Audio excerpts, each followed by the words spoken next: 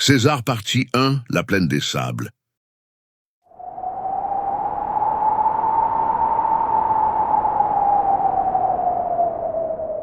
Chapitre 7. La menace du sud. Afran, village frontalier de la plaine des sables. Au sud, Derios Kara.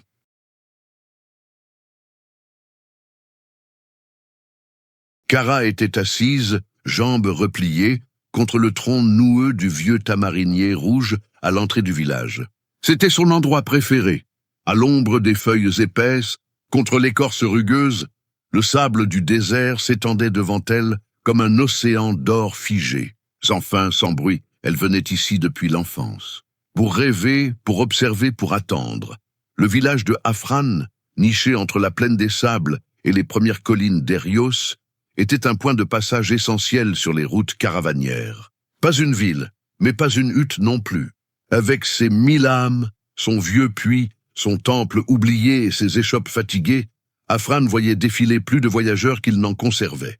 Des nomades du désert, des caravanes d'Erios, et parfois des visages venus d'ailleurs, des marchands d'Orsul, le port sans taxe, ou des terres herbeuses des vendeurs. Au nord d'Erios, des caravanes venues d'Orsul, le port discret mais vital de la côte sud, défilait presque chaque semaine.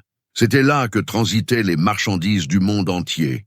Dattes séchées, peau tannée, encens noir censé éloigner les démons du désert, et parfois même des métaux rares ou des tissus venus de plus loin encore. Orsul était la clé. Un port libre, échappant aux lourdes taxes des grandes cités de la Ligue marchande. Il avait été fondé à l'écart, par de petits armateurs sans moyens, mais ces quais avaient fait la richesse de nombreux anonymes. L'un d'eux, Salvatore Vellani, un ancien capitaine devenu magnate du commerce, était même devenu le doge de Mercantia, la plus puissante oligarchie marchande de Bénétia. Depuis, la légende d'Orsul n'avait cessé d'attirer marchands, parias, rêveurs et contrebandiers, et Afran, situé à la croisée du désert et des premières terres fertiles d'Erios, voyait défiler tout ce monde, sans jamais vraiment le retenir. Afran vivait des échanges. Kara, elle, vivait des histoires. Elle adorait observer les arrivées depuis son tamarinier. Elle connaissait chaque silhouette, chaque bruit de sabots, chaque étendard battu par le vent. Et mieux encore, elle connaissait les rumeurs avant qu'elles ne deviennent nouvelles. Kara était la plus belle femme d'Afran, disaient les marchands, et sans doute même d'Erios tout entier. Mais elle n'en tirait aucun orgueil. Sa beauté, elle la portait comme un vêtement qu'elle n'avait pas choisi.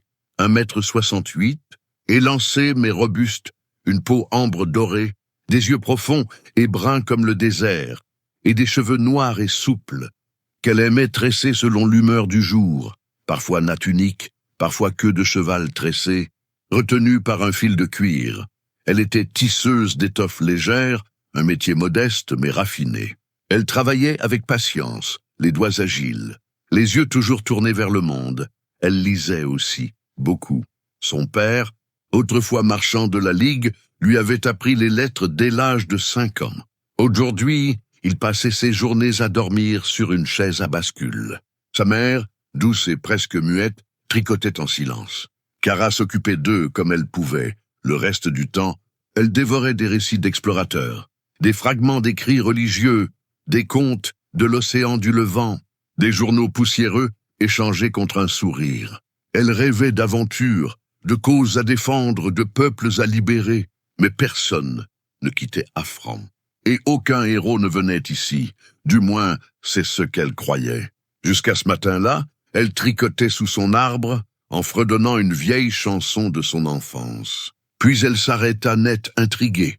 Là-bas, à l'horizon, une forme étrange se dessinait. D'abord floue, presque tremblante, comme un mirage. Elle plissa les yeux. Une caravane, pensa-t-elle. Mais non, la silhouette était trop basse, trop irrégulière. Elle se rapprochait lentement, trop lentement. Elle se leva, poussant sur ses cuisses pour décoller son dos de l'écorce. À 400 pas, la forme devint plus nette.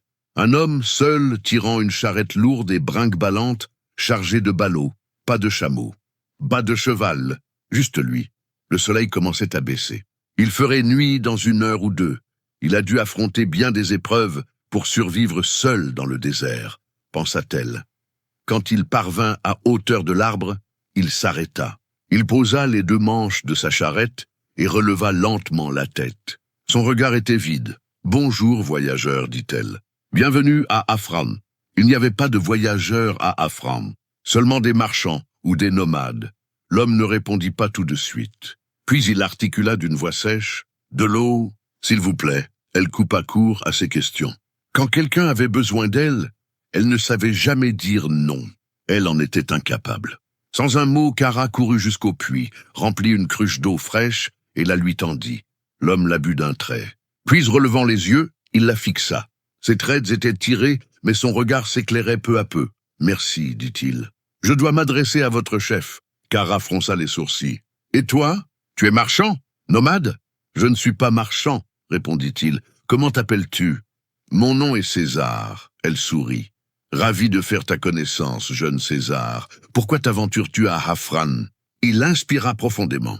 Sa voix avait repris de la vigueur. « Je dois délivrer un message d'avertissement au chef de ce village, à tous les villages. Tu es donc messager. Et qui t'envoie ?» Elle haussa un sourcil devant son silence, puis reprit l'interrogatoire. « Mais pourquoi viens-tu du sud? Il n'y a aucune route par là. Qui enverrait un messager par le désert? Je n'ai pas le temps. Je dois faire vite. Où est ton chef? Tu ne m'as même pas demandé mon nom, dit-elle, faussement vexée. Je m'appelle Kara. Il s'inclina légèrement. Kara, pardonne-moi. Le temps presse. Elle le regarda plus attentivement. Il était jeune. Fatigué, mais jeune.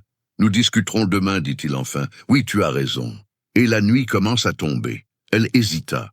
Il avait l'air exténué. Tu sembles épuisé. Et notre chef est parti dans le village voisin. Il ne reviendra que demain. Tu devrais te reposer. Elle partit vers la maison des marchands. Celle-ci était bien remplie, comme souvent en cette saison. Mais ce n'était pas la grande affluence. Sur les 30 lits, 6 étaient encore vides. Kara plaça quelques oreillers sous certaines couvertures pour simuler la présence de dormeurs, retira discrètement 3 autres couvertures qu'elle rangea dans la salle du linge sale et ferma la porte à clé.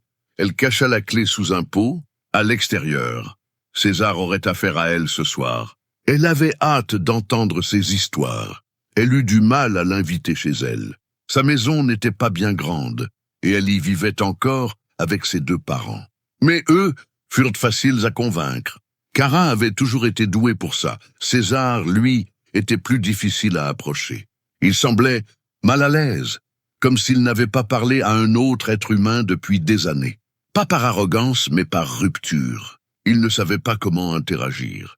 Et c'était presque attendrissant. Ce n'était pas l'idée de dormir dans la maison qui le gênait. C'était celle de laisser sa mère seule dans la charrette couverte. Il finit par accepter, à condition que sa tante soit installée à l'intérieur. Kara accepta sans discuter. César dormirait sur un matelas posé à même le sol, à côté. Kara plaça son propre lit juste à côté du sien.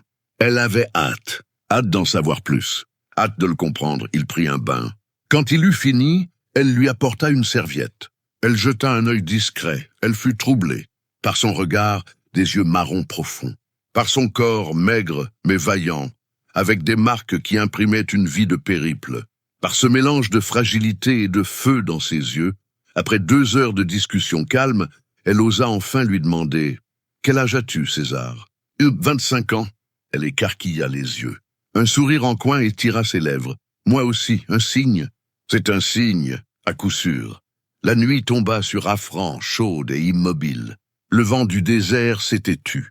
Seul le bruit des ficelles et du bois grinçant de la charrette rompait le silence. Ils étaient allongés côte à demi plongés dans l'ombre, entre quelques couvertures. La mère de César dormait déjà. Kara attendit qu'il baisse la garde. « Alors, dit-elle enfin, que fais-tu à Hafran? Pourquoi es-tu si agité? Et pourquoi tiens-tu tant à voir notre chef? » « Bagé, aussi fou que cela puisse paraître. Ne t'inquiète pas. J'ai connu des marchands que le soleil avait frappé bien plus fort que toi. » Il hésita longuement. Puis, sous son regard, il céda. « Il y a 3 jours. Je crois que Dieu m'a parlé. » « Dieu. Des dieux, tu veux dire? » ?»« Non, Dieu. Une seule voix. » Elle était si puissante, Kara. « Tu l'as vue? » « Non. Elle m'a simplement parlé. Mais sa force, elle, Elle était visible. Elle a englouti la lumière, et elle m'a donné un objet étrange. Un objet? Il fouilla sa besace et sortit un petit artefact métallique, noir et poli. Il brillait comme une pierre tombée du ciel. Kara, c'est un objet magique. Peut-être? Elle observa la lame un moment. Puis, et que te voulait Dieu? Il m'a donné une mission. Il baissa la tête. Kara attendit. Une minute entière s'écoula. Puis elle murmura « Quelle mission ?» Il la regarda. « Sauver le monde. » Un silence tomba. Ils s'endormirent peu après, le cœur agité, les yeux brûlants de non-dit. Mais plus tard, alors que Kara dormait à moitié, César se redressa brusquement, les traits tendus. « Ah !» s'écria-t-il, haletant. Kara ouvrit un œil, l'esprit encore embrumé. « Quoi ?» Il était assis, droit comme un pieu, les yeux écarquillés. « La voix, Kara !» Elle m'a parlé. « Encore ?»